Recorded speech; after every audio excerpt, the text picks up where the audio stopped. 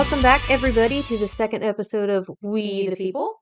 This is Tara, Brittany, Dab, and Jana here with you to talk more about unions. I think we're going to hit a hot button topic today, one of the biggest topics recently.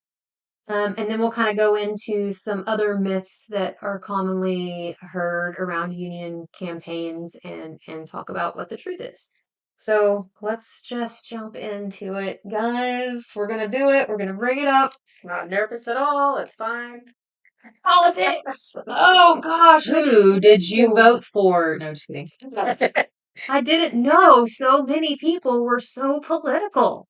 Now, all of a sudden, this is the reasoning they're using, that it would not be good to align ourselves with NNU because of their political leanings. Wow, have you looked into Common Spirit's political leanings? Because they have them too. So I feel like if it's that important to you that you wouldn't choose this union organization simply because of their political leanings, then you should also maybe go find another place to work, because the hospital you work for doesn't reflect your political viewpoints. So let's start with some truth here. Your dues money does not go to fund political campaigns. That's illegal. It's against federal law for dues money to be spent that way. Your dues money goes to support your local union, to pay the staff that is assigned to you, things like that. And it's not even enough to cover that usually in the beginning. So no, your dues money is not going to support any political campaign or political candidate. Let's not lie to ourselves. The NNU is an organization, a national organization, and like any other national organization, they are involved politically. So where do they get this money to donate to politics? Yes, well, so they have, like many organizations do, like Common Spirit does, because NNU, like Common Spirit, is a not-for-profit, a 503c, 50, whatever, the mumbo jumbo. So they are legally not allowed to back a political candidate. However, they have other ways of contributing politically through foundations and political action committees. So NNU has a political action committee, and if you want to donate to it, you can do that separate from your dues payment. So their political action committee is funded by donations from members, from non-members, whoever wants to donate. And yes, their political action committee, they do lots of things. They lobby, they back political candidates, they support bills, and they do tend to lean more liberally in their political support. You don't like that? Don't donate any money to the PAC. Well, Common Spirit also has a PAC that contributes significantly more to Democratic candidates than to Republicans. So in 2022, according to Open Secrets, Democrats received almost 77% of contributions from Common Spirit's PAC, and Republicans received about 23%. If you're saying that this matters so much to you that you want to vote no to be represented by this organization, then I think that you also have to say it means so much to you that you don't want to work for an organization that has those same political leanings. If it doesn't bother you to work for this organization knowing that they are contributing politically to something you don't agree with, then I don't feel like you can say it's that big of a deal for you to be involved with a union that does the same. Where none of your money goes to. Yeah. And Mike, right now, you can Google what Lloyd Dean and what Wright Lassiter are making donations to, and they're making millions of dollars that should, some of which maybe could be redirected back towards hospital systems. And that is really your money. You've made them that money, and now it's going to political donations. So maybe that should bother you a little bit more. Your dues money can be used in lobbying, and when they say that, they mean for things that affect your job, how you work, not for political causes, not for you're for or against abortion, nothing like that, but more like your state is voting to try to pass a safe patient ratio law. They can lobby for that. Yes, it's somewhat political, but it's kind of more like black and white things that affect your work environment, not political causes. So, for instance, if someone in the Texas legislature said that they wanted to pass a law, if a nurse was injured due to violence on the job, that there would be a law respecting that there would be a certain penalty assigned if someone injures a nurse while she is performing her nursely duties at the hospital, then NNU would support that, regardless of whether that was proposed by a Republican or a Democrat, because that is a nurse issue and they will support a nurse issue. The more broad political donations and things that happen that I think people are seeing in the news and thinking about when they think about political contributions are more like healthcare related issues, not like nursing as the job related issues. So there is a difference there. I think I've talked about as much about politics as I know. It's my favorite thing to talk about. So Common Spirit, I recently found out, is a member of the American Hospital Association, who spent $7 million in the first quarter of 2025 alone, pushing for their own interest. Common Spirit pays their own dues to this association, around $1 of every $100,000 of their operating budget. So when nurses introduced those safe staffing ratio bills in the Austin legislature, Common Spirit's Hospital Association Union is there to kill the bill. So just take that into consideration. Let's move on to something more interesting. So we're just going to kind of go over some of the big common myths that you hear around an anti-union campaign and talk about what the truth is. So number one thing that they try to say is that you're going to lose your scheduling flexibility. Which we all know is not true. Not true. What the truth is that when you have a collective bargaining agreement, you have a say in your scheduling process, and the nurse in each department decides. So, one department might decide they want to do it one way, and another department can decide they want to do it another way. You all decide for yourselves. And we're not here to change things that work. Exactly. If what you're doing right now is already working for you, why would we change that? We just put it in a contract to preserve it, because guess what? At any minute, Common Spirit could change it. They could decide, nope, we're going to go to, matrix scheduling, which I know some units use right now, and some people like that. You like it, you get to keep it. If you don't currently have that and you don't want to go to that, you don't have to. Common Spirit could decide, though, that they're gonna, and we wouldn't have a say in it. And just like we talked about in the first episode, there's no reason that you can't communicate with your leadership team regarding your schedule or scheduling issues. That doesn't have to change. All right, what's the next myth? Oh, played right into that, Jana. You won't be able to talk directly to your manager or supervisor. Not true. So when you have a contract, like we had said in our first podcast, a lot of the nurses at currently unionized hospitals have said that their relationships with their managers have actually improved since they voted in a union. They work together a lot better. So that's just not something that we're out to do, is to stop us from being able to talk directly with our manager or supervisor. If you are having a conflict and you can't come to an agreement with your manager, with a union, you can actually have a nurse representative with you there. That's a bonus. You won't be alone feeling targeted or, singled out or anything like that. Having a union take over advocating for us as nurses has to take a little bit of pressure off of managers at some point, right? I mean, yeah, because then they aren't responsible solely for trying to fix all of these issues that are out of their control. And yeah, their hands are totally tied. They can't affect change, but we can with a union. The next myth that we've heard is that managers can't help with patient care on the floor.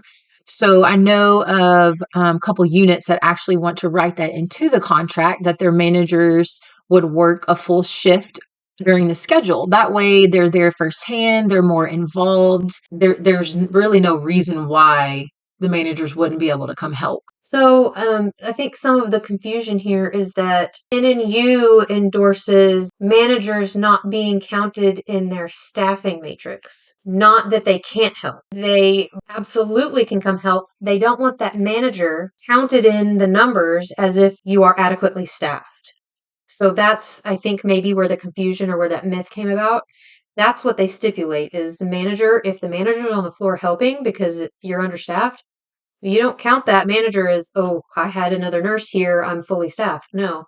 It's still reflected in your staffing numbers that you're short staffed, but you do have somebody actually there helping you. So the other thing that NNU advocates for, speaking of staffing, is for a full-time break nurse to be available so that you can take your 30-minute uninterrupted lunch break or your 15 Yeah. When was the last time you got one of those? So that's another benefit. And it's someone who's not your manager or the charge nurse to do these breaks. It's like an extra person, so you're not taking away those people from their job. Next myth. The hospital won't be able to discipline or terminate incompetent RNs with a contract in place. Well, that's not true. What the contract does is protect you from being arbitrarily or unfairly disciplined. It means that if you're going to have discipline brought against you, it's going to be sure to be done legitly with the proper process. And so, yeah, if there is an incompetent RN, they're going to get the same chances that any other person would get to remedy their behavior, be educated, become competent, or whatever. So basically, it's preventing them from unjustly terminating someone, but it doesn't prevent them from terminating somebody with cause and with the proper process followed. Yeah, like the HR process doesn't have to change at all. No. And their documentation and write-up policies don't have to change. It just means we get an advocate with us there if it's targeted against us. Correct. Okay, moving on. Myth 5. NNU can't do anything about staffing and patient care. Well, this is probably the number one thing we're going to advocate for. This is not true. Just outright. So we have, there's several ways that we can do something about staffing and patient care. Dab, do you want to talk about the ADOs? Yes. So an ADO is an assignment despite objection. So unlike calling safe harbor, this actually has teeth to it. So if you have an assignment, let's say you're an ICU nurse and you have a critical patient and they want to give you another critical patient. You can say, you know what? No, I am not able to take this second patient. This one patient is all I can handle right now. But you're forced to take that second patient. You can actually fill out an assignment despite objection, and it transfers liability off of your license and onto the hospital. You have objected to this assignment. You go ahead and you do what you have to do to provide adequate care to your patients as best you can. But if something happens, in a specific instance that I was told about by another nurse, a patient died.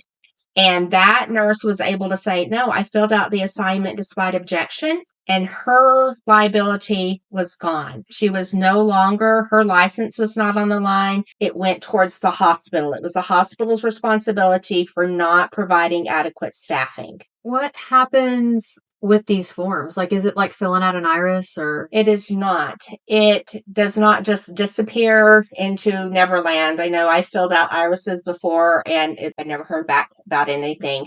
There's 3 copies. So the nurse gets a copy, the nurse manager gets a copy, and the nurse rep who you elect gets a copy. And all of these ADO forms then are brought before the Professional Practice Committee, which again is an elected body of nurses, and the nurses will sit and discuss, and the hospital has a certain length of time to address whatever the issue is. So if it has to do with staffing, equipment that doesn't work, whatever it is, the hospital must address the issue. They can't just put it on the back burner and ignore it. They have to address it. Yeah, so it gives us a little more control over actual results, actual actions that to fix a problem rather than them just adding it to a list of things. I have a friend who I catch up with 1 or 2 times a year. Totally forgot that she worked in California. She asked what we were doing over here with our hospital, and it come to find out, NNU actually represents her hospital. She said the ADO forms are one of her favorite tools, that every single issue that they've wanted changed was able to go through the process with the professional practice committee, and they have real results. So the professional practice committee is something that I kind of hinted at talking about in the last podcast, is something that is ongoing and active during your contract period. So the negotiation period when you're building your contract is not the only time that you can advocate for things or negotiate for things. You will have a professional practice committee that meets monthly, that meets with administration and petitions for things, negotiates for things. Some examples, I think Dab talked about this in the last podcast, the hospital that advocated for the sitters, because their nurses were being floated constantly to be sitters, and the professional practice committee went to the hospital and, let's come up with a solution for this. They would make suggestions, they would negotiate back and forth, and what they came up with was, people that were just hired specifically for that. You do have control to make changes even between contract negotiations on a regular basis as things come up in your hospital. And this is the committee that addresses all of these ADOs that get filled out and turned in. And so there is a constant communication with administration about ongoing issues and ways to fix it. Let's compare that with filing safe harbor now. Have any of y'all ever filed safe harbor, been a part of that? We've threatened it a lot. Right. So I've actually been a part of one of these here in College Station a while back when an ER filed safe harbor. And I can tell you what it's like. It has nothing to do with protecting your license. Management meets separately. They look over all of the logistics, right? Who was there? How many patients? How hard did they think those patients might have been to take care of? What other resources were available that the nurses didn't take advantage of? What the house soup could or couldn't have done differently to help the nurses? And ultimately, what the nurses could have done to make it safer for themselves to work. It is all about the hospital redirecting that blame. And the one that was filed was dismissed. They said it wasn't appropriate. They don't carry the same weight that these ADO forms do. Right. Okay. Let's see what the next myth is. Myth number 6. California's ratios are failing. There is a nursing shortage, so it doesn't matter if you get a union. We don't have enough RNs. There is no proof that ratios improve care. Who said that? We all know that if you have fewer patients, you can provide those patients with better care. So it's evidence-based. And now Joint Commission supported. Yes. Even Joint Commission's getting on board with this, so I might have a harder time arguing against that. Who can? Yeah. All right, myth number 7. There are no guarantees with collective bargaining. Management has to bargain, doesn't have to agree to anything. Well, that's true. They don't have to agree to anything, but like Tara said in the last episode, when you negotiate your first contract, we're starting from the bare bottom. We're going to keep what we have now and build on that. We're not going to go down. Yeah. We're only going to go up. And the hospital is obligated to negotiate in good faith. So they can't just sit there and say no to everything. They have to be reasonable, and they can actually be legally penalized for not negotiating in good faith. No, we can't guarantee an outcome, but we can guarantee that it's going to be an improvement. Maybe a small improvement this time, and then the next time we build on that. But we're not going to give anything up, and we're not going to just stay the same. Nobody would vote. I wouldn't vote for a contract that didn't change anything, obviously. But do we have any guarantees as we are right now? They recently took away the RN3 and the RN4, which was something that people had worked hard to achieve. Right. Do we know of any RN4s who maybe lost some money? Yeah, or maybe no one or two. So yeah, no kidding. Like they keep touting this raise that they recently gave us. Well, no. everybody didn't get a raise. The people who got a raise are the people who were not RN3s or RN4s. The newest and the least involved in their organization. Those are the people that got raises. The RN3s essentially got a $1 raise. And the RN4s, we got nothing. We got nothing. We got nothing. That's right. Big zero for the longest term and the most involved. Most involved, longest term nurses. And we got our RN4 taken away.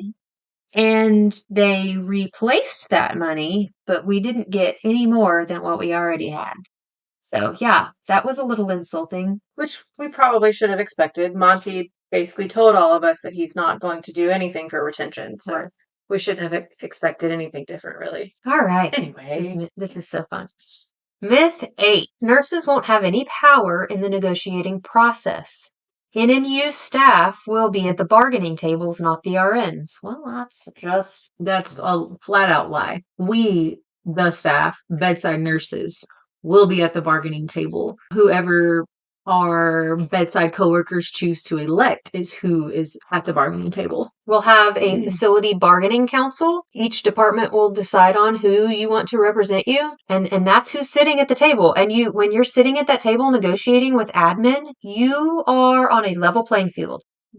They are not better than you or more powerful than you. You are even. So that's really what we're going for here, is to have our voice have as much power as their voice does. And that's something that Sandy, the NNU president, the current bedside nurse, said that she really enjoys sitting across the table as equals, because that's what we should be. We should be working together respectfully and calmly to come up with these solutions. Right, as a team, just like how we try to really purport that we don't work for the doctors, we work with them, we're a team, right?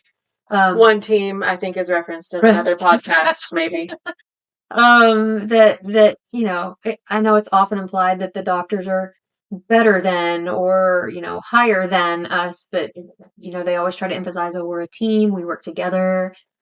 Same thing, Myth 9. NNU is a third-party outsider. We don't want no third party in here speaking for us. I got good news for you. There won't be. Say it again for the people in the back. We are the union. Nobody else. It's only made up of St. Joe's nurses. But think of NNU as our support staff. They are there to guide us through a process that we've never done before.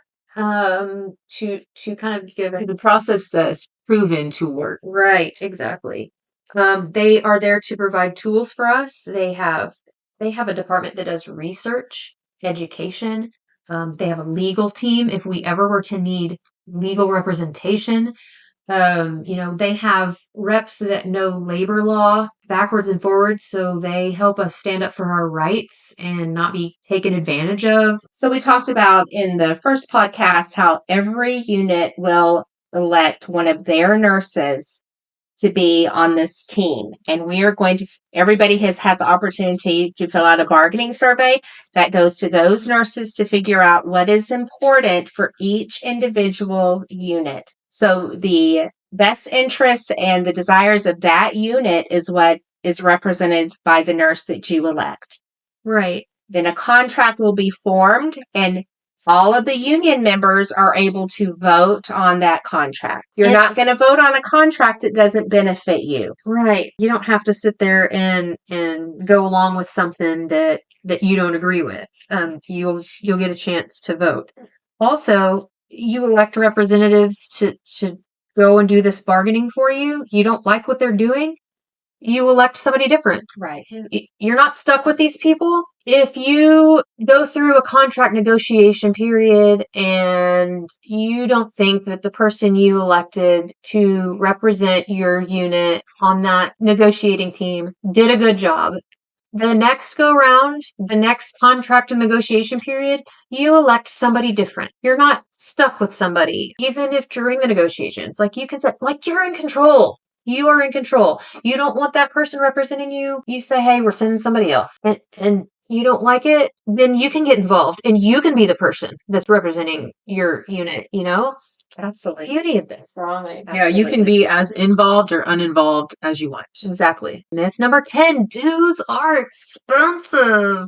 We talked about this a little in the last podcast. Let's just blow through this. So dues is 1 hour of your base pay period if you work more than 24. more than 24 hours. If you're part-time or PRN, then it's a half an hour of your base pay. After the contract is ratified. Is ratified. Exactly. Just to reiterate, NNU is a nonprofit organization.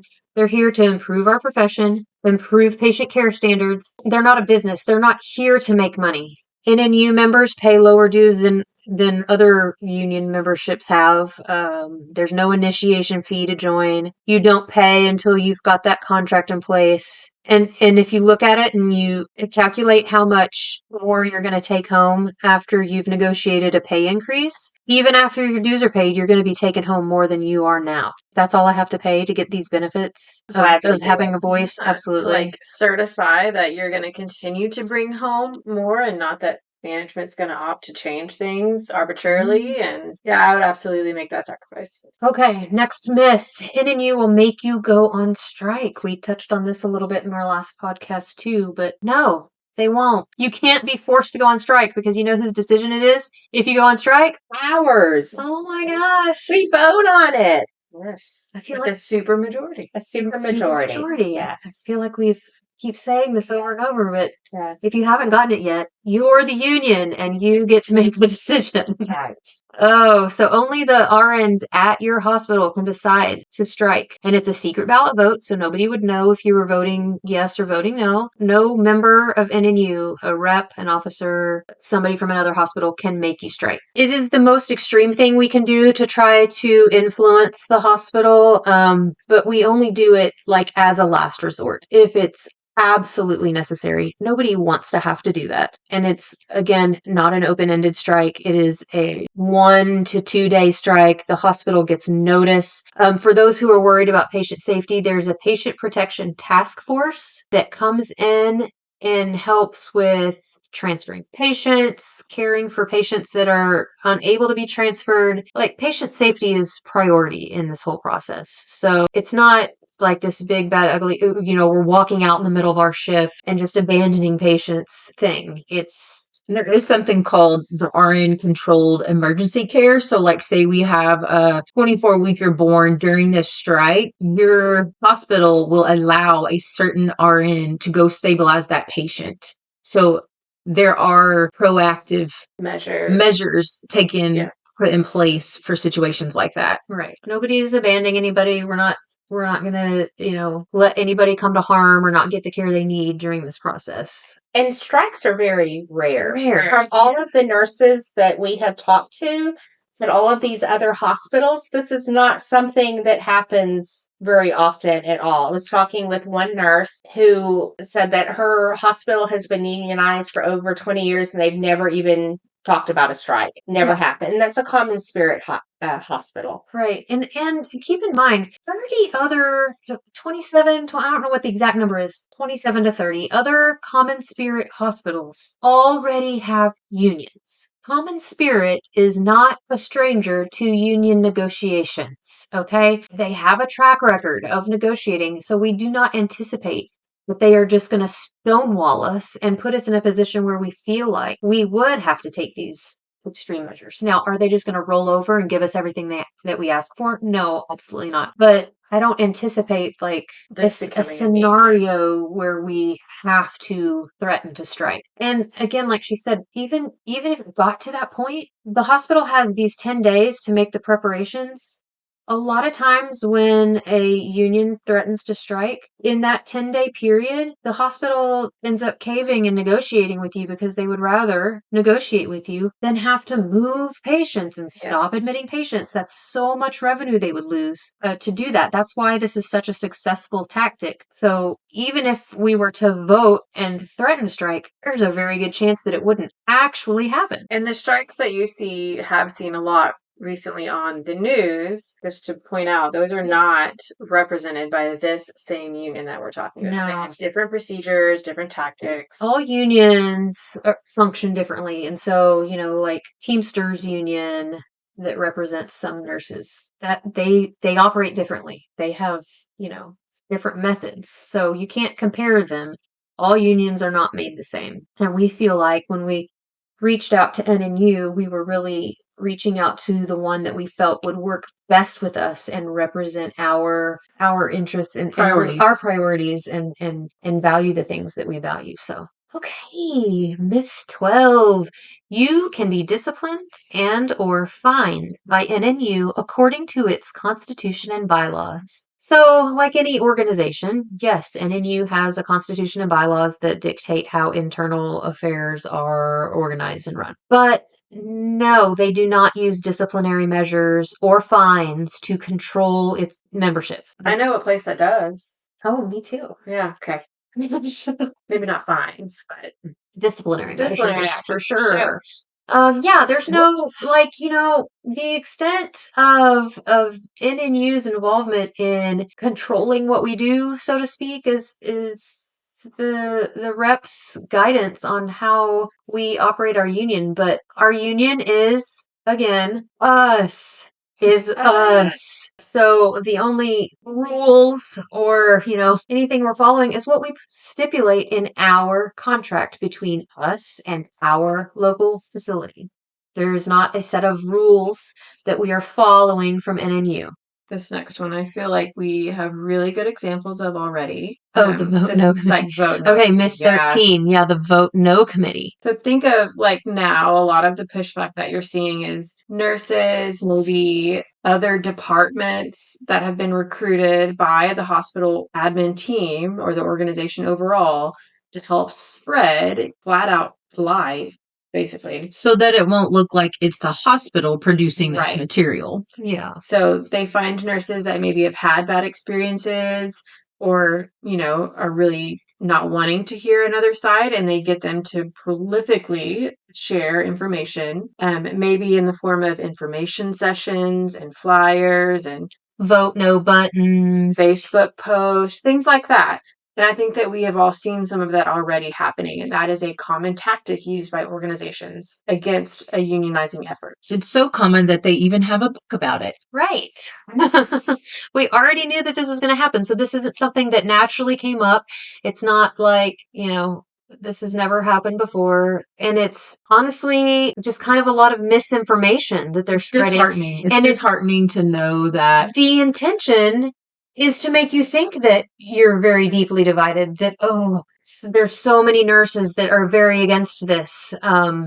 That's their intent, is to sow distrust and dissent among us. And that's why we're doing this podcast, is to make sure that you have an educated decision about this vote. The biggest mistake you can make is just take the information that's being presented to you at the hospital information sessions as fact and as all encompassing. You can't just hear what the hospital's saying and assume that it's all true and that it's all the information that there is to have. It's being presented by the organization that has the number one vested interest in not letting this union happen. So you have to take what they say with a grain of salt. Again, we are trying to provide information to you directly from the source, from people who are actually real life experiencing working in a union hospital.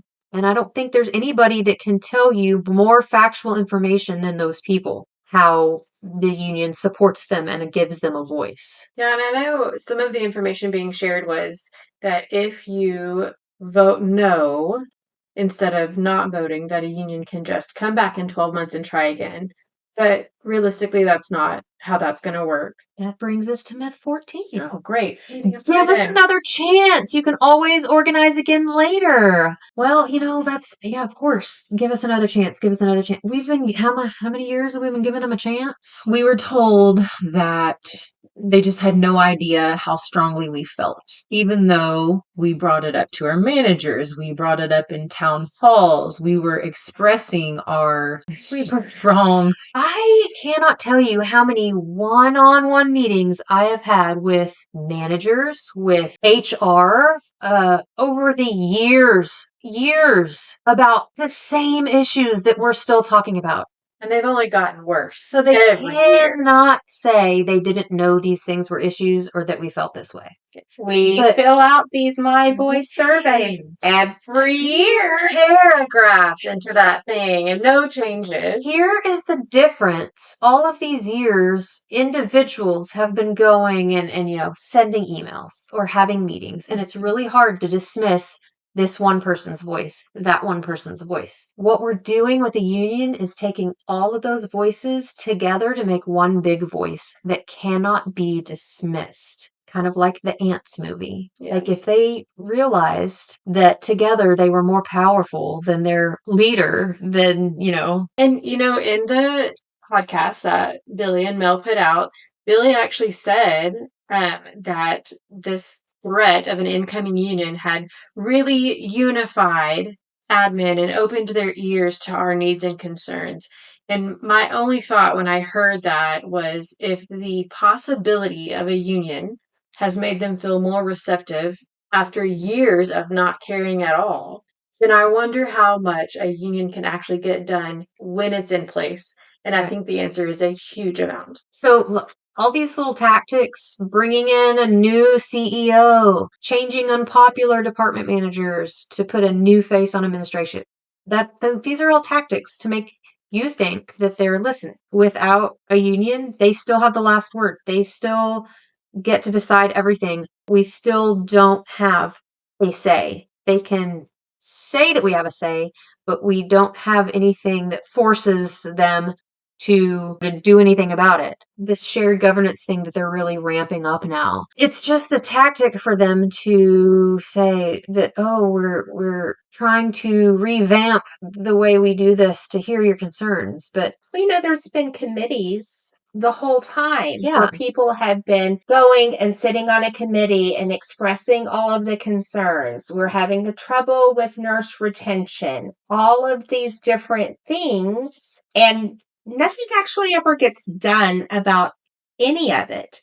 This is our opportunity to really make a difference for this community, to really make a difference for this hospital, to really make a difference for ourselves and our patients. I want us to be a hospital with good staffing, with nurse retention, where if one of my family members goes to the hospital, I am confident that they're going to be cared for well by a nurse who has eaten and used the bathroom. That's what I want for this community. We used to be, when I first started in nursing a long, long time ago, St. Joseph was the place to go. And I feel like we have really fallen since then. And we have fabulous staff. I want us to get back to where this is the place that everyone wants to go, where everyone is like, yes, St. Joseph is a good place. If you're sick, they're going to take good care of you. exactly. Yes. Word. Let's go on to the next myth 15.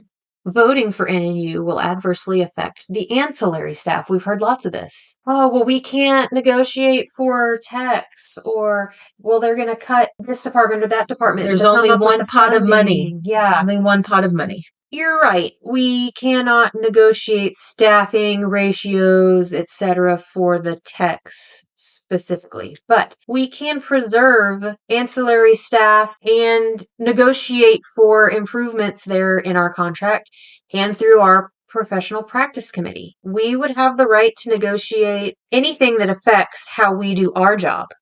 So if we say for, this many patients or this acuity, we need to have this many techs available to us, we certainly can negotiate for that. Additionally, we can make efforts on behalf of those departments. I know we talked to one nurse, and I can't remember if she said it was their lab department or their EVS department that was fighting with management about something, it was staffing, or their nursing union picketed in support of them, and I think even threatened a strike in support of these ancillary staff members and basically forced the hospital to give in to their demands. Yeah, we do have some clout, some, pull to be able to support our ancillary staff in their efforts in their particular departments to get the things that they need. Even though we can't put all of that specifically in our contract. Yeah. And I think just to hit off of something Brittany said here, we're not pulling from one bucket. It's not one bucket and, we have to take away from EVS staffing if we give you more nurses. That's not how this works. And if you're thinking of one bucket, then okay, great. Let's talk about that one bucket. We're not this tiny community hospital system anymore. We are unfortunately not a nun-run hospital anymore. What we are is part of a giant conglomerate who makes billions every year. There is money to be pulled, despite what we're being told. And if there wasn't, then why is there a whole brand new clinic being built? Boom. Why is there a second helicopter base that was just recently built? Why are we continuing to do things that bleed money out versus taking care of our own? If we're going to talk about a bucket, there's a bigger bucket to pull from. Absolutely. Clearly. Myth 16. Signing a union card will give away your rights and you are automatically a dues paying member. Well, that's just not true. So, it would be real easy if that were the case. But I know Sign that QR code at the taco truck. I know there was a lot of stuff going out about this before we had filed. No, signing the union card did not automatically sign you up. Think of signing a union card like signing a petition. That's all it is you signing a petition to say, hey, I am interested or supportive of having a vote at this facility for a union. Okay. If you signed a card and you later decide that you're not for this, you are not obligated. You're not obligated to vote yes. You're not obligated to join the union and become a dues paying member. If you vote yes, you are not obligated to then become a dues paying member. There's no obligation here, guys. I don't know how much more clear we could be about this. Like, signing the card is not legally binding. In fact, signing the card is pretty anonymous. Like, the person, obviously, that you handed the card to knows you signed it. But once you hand that card in, it went into a locked box. Your name didn't go on a list. The hospital is not notified of who signed a card or didn't. In fact, the hospital is not even, it is illegal for them to know how many cards were signed. That is confidential. Your vote is confidential. It is illegal for the hospital to ask you about your union involvement. This is as anonymous as it can be. After the vote, after a successful election, that is when you would sign a second card that would be your union membership card. So you don't have to decide to be a dues paying member of the union until after the vote. And if it's decided that we've won the vote, then that's when you decide, yes, I want to be a dues paying member. And then you sign a membership card to become a member. Myth 17, and Dab touched on this a little bit a minute ago when she was talking, but NNU is against magnet. Not that we have magnet status, but I know that that is something that they have kind of teased about in the recent years about ultimately attempting to get magnet status. So currently we wouldn't even be eligible for magnet status because employee satisfaction actually factors into magnet status and we are nowhere close to that. But NNU is definitely not unsupportive of magnet. In fact, a lot of their hospitals, 30 hospitals are magnet in California alone, and almost half of those are union facilities. Yeah, represented by NNU specifically. And NNU is all about improving patient care and employee satisfaction. That would just actually go hand in hand with efforts to pursue a magnet status. These are like the most common myths that come up across the nation in union campaigns. And it's funny how it's so prevalent that we literally can list them out because during every union campaign, this comes up every single time. It's just the same myths that are brought forth. As said in our previous podcast and other podcasts, do your research. Right.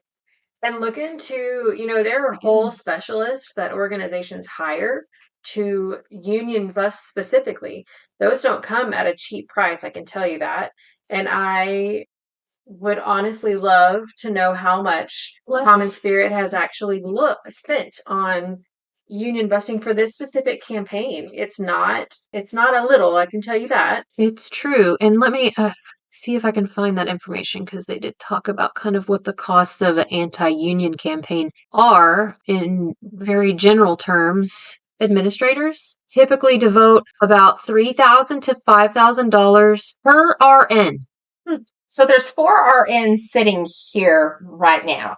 So they've spent at least $12,000 just on the 4 of us. At least. I can think of better ways for that $12,000 to be spent. There's around 3,500 RNs in the Brazos Valley market. So, but I think the important takeaway there is they're saying that there's no money. There is no money for them to give us raises. Well, then where did they come up with the money to pay for their anti-union campaign? individuals, I'll say, that can come and help an organization union vest can get paid hundreds of thousands up to $1 million, depending on the services they're offering that organization. And there are some that Common Spirit has employed for other sites before. And I have no doubt that they have employed them for this site as well. And it's probably one of the reasons they're so quick to whip out a fresh email with fancy red letters that are very much following this myth, the union myth that we just talked about. I have seen almost all of these around, and I'm sure y'all have too. And they are actually also obligated legally to disclose how much money they are spending on an anti-union campaign under federal labor law. Hospitals must disclose how much they're paying anti-union consultants by filing a form with the Department of Labor. It's not like information that we could go and get right now in the moment, but for sure, they are spending a lot of money just in an effort to not let this union vote be successful. That has to say something about their priorities and about how much they don't want this to happen. Like, why? Why would they not want this to happen so bad that they would take money that they say they don't have and spend it on convincing us to not vote for a union? Why don't they want us to have a union? Right. What is the overall reason why hospitals fight unions? They would lose their power. They want to maintain their control, right? For sure. The control that has seen their own CEOs, like Monty, make well over $1 million annually, while nurses and ancillary staff struggle to make paycheck to paycheck. And they're just trying to afford HUB. I mean, really. And our poor ancillary staff that just got raised to $15 an hour. It's just abysmal. Like, of course we can't keep EVS staff. We don't work in that job for crappy pay like that. But then you see our C-suite team at A&M games in the suite boxes and, cheesing up for photos and making in their $800 to $1 million budgets a year. Like, it's ridiculous. Yeah, for real. We can't even have people living paycheck to paycheck. They have to have multiple jobs. They've decided instead of paying these hardworking, loyal employees, taking care of the community, right, we're going to go pay these people to beat them down, keep them from having a voice here, getting your supervisors to pressure you and provide, misinformation to you. And supervisors, they aren't protected by federal labor laws. We are protected by federal labor laws. It is our right, our legally protected right to organize and to speak to our coworkers about organizing. Supervisors, they don't have that protection. And so, management cannot retaliate against us for our involvement with organizing, but they sure can retaliate against the managers if they don't fall in line and provide this anti-union information. Exactly. So, what's happening here is not new. It has happened predictably at every facility that attempts to organize. So we'll leave you with this. Your right to organize is protected by federal labor law and the National Labor Relations Act. You have the right to sign a card, attend meetings, talk to other nurses during non-work time in non-work areas. And that means, not while you're bending over a patient's bed, wiping their butt, but, in the break room, when you're having your 30-minute uninterrupted lunch break that you all get. You have the right to hand out written materials on non-work time, in non-work areas, at the cafeteria, in the locker rooms, in the nurses' lounge. It's illegal for your employer to require you to discuss your feelings about unions or your involvement in the union or to discipline you in any way for exercising your rights to join or support NNU. Texas is a right to work state, though. Right. So does that have anything to do with our right to unionize? Not at all. I mean, everybody has the right to unionize. What that means specifically regarding union membership is in a right to work state, you don't have to join the union if you don't want to, meaning you don't have to become a dues paying member. In other states, if the hospital voted in a union, everybody has to be a member of the union and has to pay dues. It's compulsory. Yeah. So, yeah. In Texas, we're a right to work state. So if this vote goes through successfully, you can choose to not, when this vote goes through, you can choose not to be a dues paying member. That's your choice. But think about what you're doing for your fellow nurses and the community. This whole thing is not about getting more money. Like I said previously, robbing the rich to feed the poor. We're trying to make this place better for us, for our grandparents, our parents that are going to be in the hospital one day, for our kids. Like if my daughter wants to grow up and be a nurse like she says she does now, I want her to enjoy and love what she does like I do, but not have to deal with all the hardships. Exactly. And the other thing that kind of burns me up when I think about all the other common spirit hospitals that have unions is that the nurses in those hospitals are getting the things that we have been asking for and are being told by common spirit the same aren't comfortable, when they are in fact providing these same things for nurses at other facilities. Yeah. But because we haven't made a big enough stink and unionized ourselves, they know that they don't have to give it to us because we don't have a leg to stand on. That also means if we choose to unionize here, we have, 117,000 nurses in all those other common spirit hospitals that can also advocate for us. They have already done it through this campaign. When we were first getting flack about our efforts here, the nurses at all of those other hospitals went to their leadership and said, hey, y'all need to tell the folks at that, College Station and Bryan Hospital that they need to leave their nurses alone and allow them to have these conversations and to organize. They sent a letter. All of those unions collectively sent a letter to the head of Common Spirit in Chicago or wherever they are, and basically told them, cease and desist, leave us alone. Stop all these retaliatory measures, these things that they're doing that are illegal, preventing us from having conversations.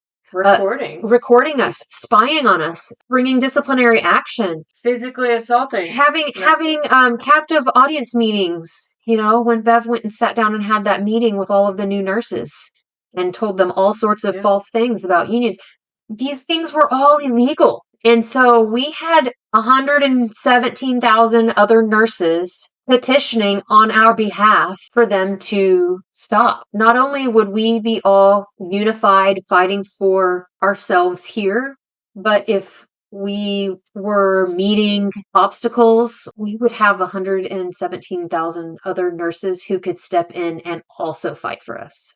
And not just us, but fight for our community, which is what this all comes back to. Boom. Boom. Okay. I think we've gone through enough stuff for today. Hopefully on the next podcast, we can have some outside voices, some guest speakers who have experience with unions and can give a little more insight into what it's actually like to be a part of one. Peace out, dogs. Bye, guys.